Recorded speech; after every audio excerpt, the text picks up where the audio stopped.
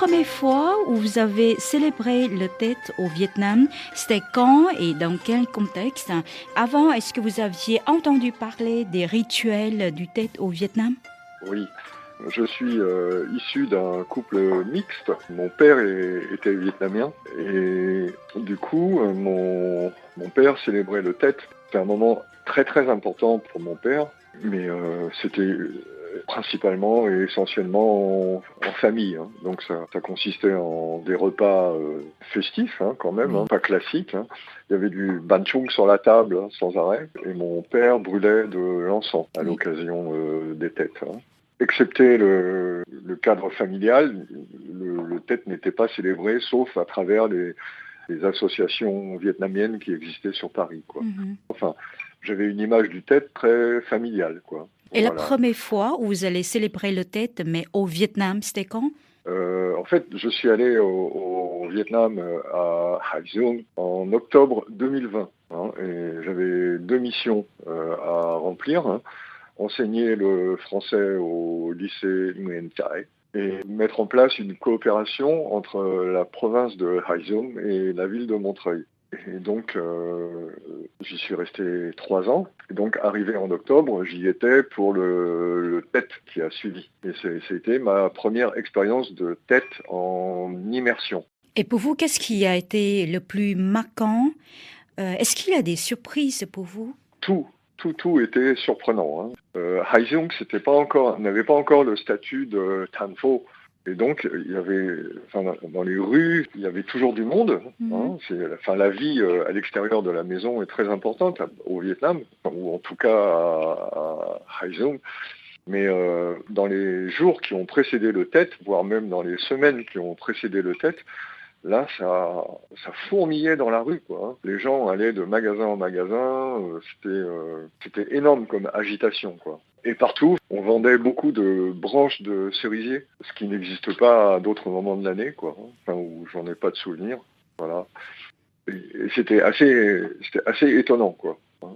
Ce qui précède le Tết, je me souviens plus bien de comment ça s'appelle, mais où on brûle beaucoup de choses dans la rue pour les ancêtres, je crois, hein, qui a lieu et ça précède le Tết. Ça, pareil, c'est un événement que j'ai jamais pu connaître à Paris. Hein. Donc c'est vraiment une particularité, 100% vietnamienne. Hein. Et ça m'a effectivement déjà bien surpris. Hein. Donc ça, c'était déjà le premier rituel qui m'a un peu étonné. Oui. Après, j'apprends par les amis vietnamiens que je m'étais fait.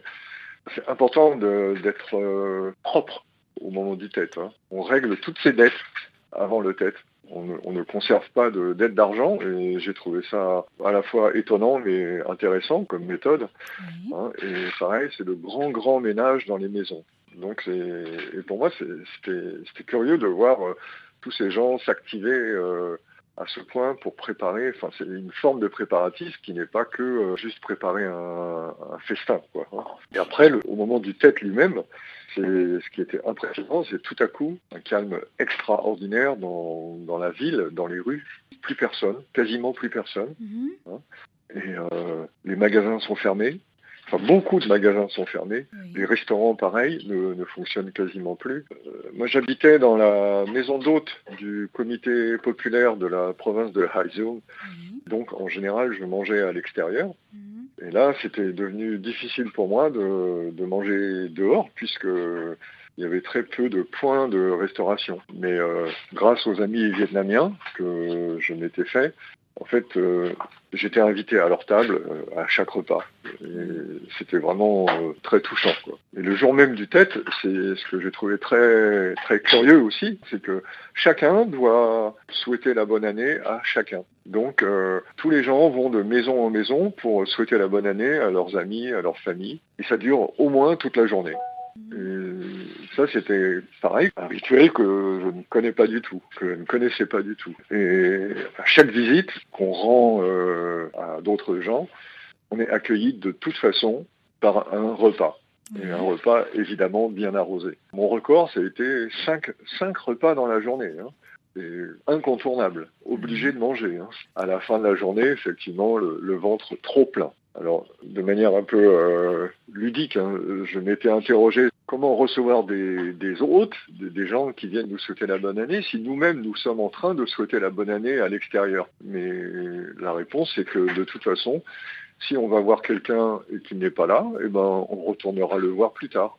J'ai trouvé que c'était une philosophie tout à fait paisible. Et ça m'a beaucoup plu aussi, ça. Et ce qui était curieux aussi, c'est que la première personne qui franchit le seuil de votre maison, c'est censé porter chance en fonction de la personne que c'est, quoi. Je n'ai pas compris exactement qui devait être qui dans cette démarche, mais apparemment c'est très très important aussi, enfin en tout cas pour beaucoup de gens. En résumé, voilà mes souvenirs de tête il y a quelques années maintenant quand même. Hein. Et parmi ces rituels, ces pratiques, personnellement, vous appréciez lequel? Ce que j'ai vraiment énormément apprécié, c'est l'espèce de fraternité qui existe entre tous les gens. Cet accueil très très chaleureux de la part de tous et envers tout le monde.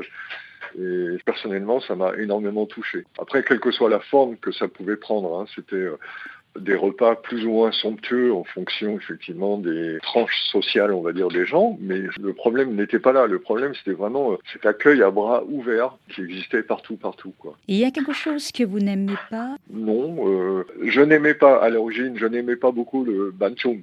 Mais là, j'ai commencé à vraiment apprécier. Non, ce que j'ai aimé aussi, c'est qu'à la fin, les banchong qui sont effectivement à profusion, il y avait une autre façon de les manger, c'était de les faire frire à la poêle, que je ne connaissais pas du tout. J'ai trouvé ça très très bon aussi, quoi. Non, moi, ça m'allait très bien. Et après une vingtaine d'années, les 3 fêtes de tête que vous avez passées au Vietnam, est-ce qu'il reste toujours de bons souvenirs? Est-ce que vous avez envie de retourner célébrer le Nouvel An au Vietnam? Alors, personnellement, oui, mais avec une envie très très forte. Hein. Et pas simplement recélébrer le Nouvel An, mais carrément passer une partie de ma vie dans ce pays, quoi. Ça me plairait énormément, oui. Après ces 3 têtes célébrées au Vietnam, c'est pas en France, Oui. mais au Vietnam, quand vous êtes revenu en France, depuis, est-ce que vous avez célébré le Nouvel An à la vietnamienne avec les rituels, les traditions, les plats vietnamiens? C'est un peu différent qu'avant? Non, c'est-à-dire que mon père est décédé juste avant que je parte au Vietnam. Donc après, nous-mêmes, nous les enfants, ne savons pas faire comme il faisait. Donc après, la célébration du Tết, c'était à travers les associations vietnamiennes qui existent sur Paris, mais donc c'était plutôt un grand moment festif, mais pas du tout effectivement le côté familial que j'ai pu connaître auparavant.